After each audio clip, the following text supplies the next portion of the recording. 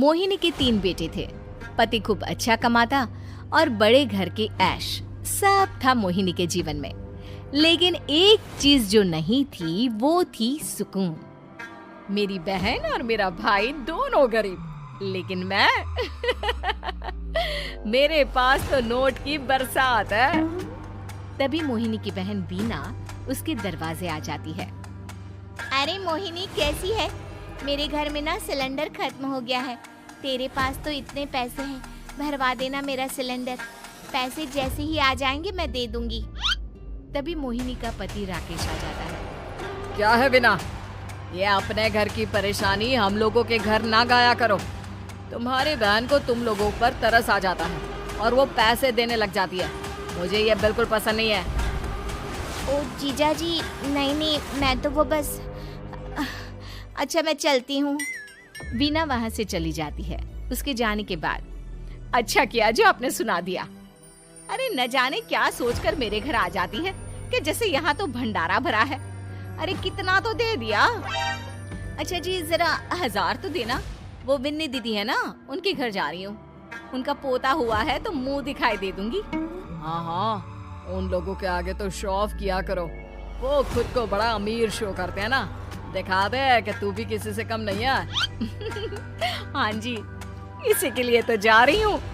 मोहिनी तैयार होकर अपनी बुआ की बेटी के घर जाती है, जहाँ उसके पोते का कार्यक्रम चल रहा होता है। वहाँ वीना भी आई होती है। अरे वीना, क्या जरूरत थी यहाँ आने की? तेरे घर पर गैस नहीं है तो वो भरा लेती। क्या करूं मोहिनी, बुआ को बुरा लग जाता नहीं जाती तो। वैसे मेरे पास एक जोड़ा बच्चे का कपड़ा रखा था, वही अपनी चांदी के पायल के साथ देने जा रही हूँ। घर पर गैस थी नहीं, सोचा परिवार यहीं खाना खा लेगा, बाकी सुबह का सुबह देखा जाएगा। मोहिनी को बहन पर दया आ जाती है। वो पर्स से 1000 रुपए निकाल कर दे देती है। ले वीना, लेकिन पैसे वापस कर देना, तेरे जीजाजी हिसाब लेते हैं। मोहिनी भी क्या करती, गरीबी में बहन का सहारा ही उसके जीवन जीने का आधार था। फिर एक रोज, सुनिए, भाई के घर बेटी हुई है, मुझे माँ के पास जाना होगा। अरे उस घर में ना कूलर है ना एसी, कैसे रहोगी तुम? हाँ, वही सोच रही हूँ कि अकेली जाऊं, बच्चों को साथ ना ले जाऊं। चली जाओ, लेकिन ये जो तुम अपने गरीब परिवार से मिलने चली जाती हो ना, मुझे बिल्कुल अच्छा नहीं लगता। पता नहीं मैं भी कैसे मैनेज करती हूँ, लेकिन क्या करूँ। मोहिनी भाई भाभी के घर आती है। मोहिनी, कैसे आना हुआ? तू यहाँ हम लोगों के घर रह लेगी या फिर किसी होटल में रहेगी? क्या हो गया है माँ? मोहिनी को क्यों ऐसे बोल रहे हैं आप? अरे तू नहीं जानती अपनी ननद को, पैसे वाली है ना, तो ऐड कुछ ज्यादा ही है। मोहिनी को माँ की बात का बुरा नहीं लगता है, क्योंकि उसे पता ही नहीं चलता कि माँ उसे जली कटी सुना रही है। वो भाभी की बच्ची के साथ लेन देन करती है और वहाँ से चली जाती है। उसके जाने के बाद, माँ क्यों आप मोहिनी को इतनी सारी बातें सुनाती हो? भाई का बेटा बोल पड़ता है। माँ, क्योंकि दादी जानती है कि बुआ के अंदर घमंड है।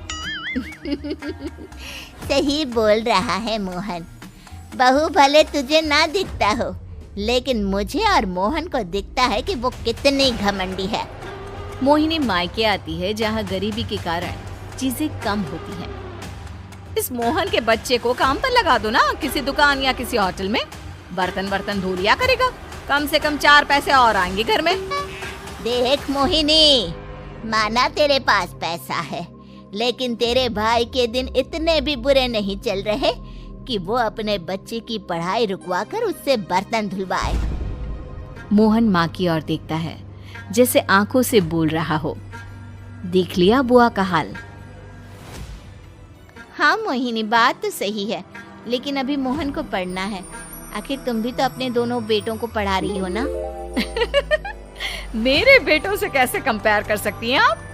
अरे वो तो कलेक्टर बनेंगे। हाँ, कल को वो मोहन को नौकरी में रख लेंगे, क्यों? मोहिनी कुछ दिन और रहकर चली जाती है। धीरे धीरे दिन बीतता है। मोहन बड़ा होता है और कड़ी मेहनत से सफल भी हो जाता है। मोहिनी, माँ के जाने के बाद तो तुमने भाई भाभी के घर जाना छोड़ ही दिया, क्यों? वो क्या है ना, उन लोगों का घर छोटा है, मेरे बच्चे जाना ही नहीं चाहते। पर तुझे क्यों अचानक मायके की बात याद आ गई? यार मेरा तो मायका है, भाई भाभी है, मेरा तो आना जाना लगा ही रहता है। हाँ, क्योंकि तुझे आदत है ना ऐसे छोटे से घर में और कम पैसे में रहने की। वैसे क्या खबर है आजकल मायके की अपने? अब वो घर छोटा और कम पैसे का नहीं रहा, क्योंकि मोहन तो बहुत बड़ा आदमी बन गया है। फिर क्या? मोहिनी भाभी को फोन करती है।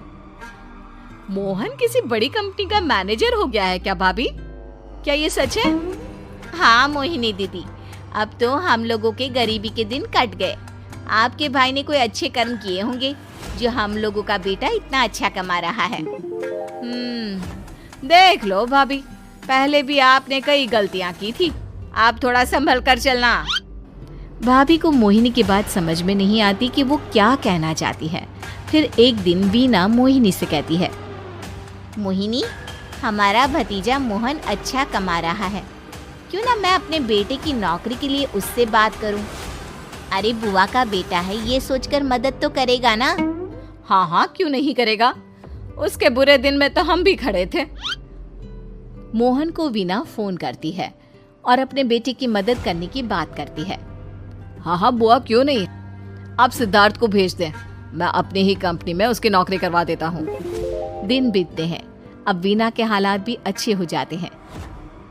क्या बात है वीना, तूने भी कार ले ली, वो भी इतनी अच्छी? हाँ मोहिनी, अपने भतीजे के कारण तो हम लोगों की दिन अच्छी हो गए। उसने सिद्धार्थ की नौकरी लगवा दी है, वो भी शानदार। ठीक है, लेकिन पैसे ख्याल से खर्च करना। वो क्या है ना, पैसे आने आसान है लेकिन संभालने मुश्किल। मोहिनी घर पर अपने पति से बात करती है। देखो ना, सबके पास पैसे हैं। एक वक्त था जब मैं ही अमीर हुआ करती थी। लगता है कि ज्यादा दिन नहीं रह पाओगी। मेरी नौकरी को कुछ साल ही बचे हैं और तुम्हारे दोनों लड़के निकम्मे हैं। उन लोगों को बोलो ना कि नौकरी करे। तभी वहाँ मोहिनी के बेटे भी आ जाते हैं। अरे हमें क्या मोहन समझा है जो दिन रात गधे की तरह काम करते रहे?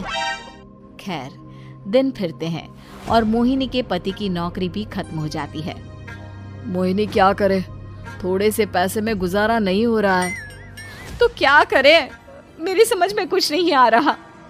मोहन को बोलो ना कि वो इन दोनों के लिए नौकरी देखे, जैसे सिद्धार्थ के लिए नौकरी देखी है।